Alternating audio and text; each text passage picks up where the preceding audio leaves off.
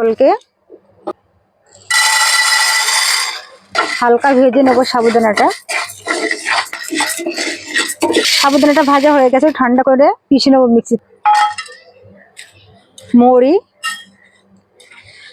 সাবুত ধনিয়া, জিরে, কারি পাতা ভেজে নেব।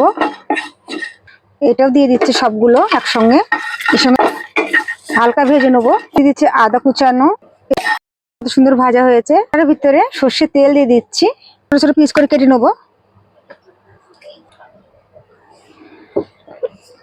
পনিরটাকে ভেজে নেবো।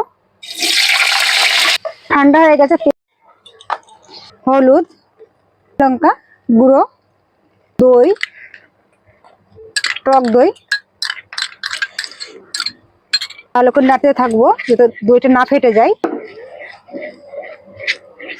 এখানে কিন্তু হাত কামাই করলে দইটা ফেটে যাবে, নাড়তেই হবে। খুব ভালো মতন ভাজা হয়ে গেছে। পনিরটা দিয়ে আমি ঢাকা দিয়ে দেবো 10 মিনিটের জন্য। আমি জল ব্যবহার করব না, আমি এটা শুকনো রাখবো।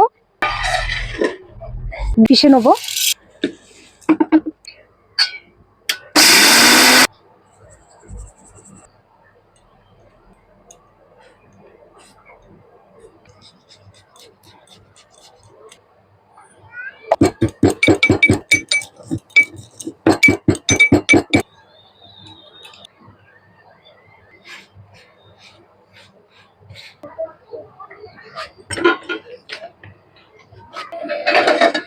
তরকারিটা হয়ে গেছে খুব সুন্দর ভাবে।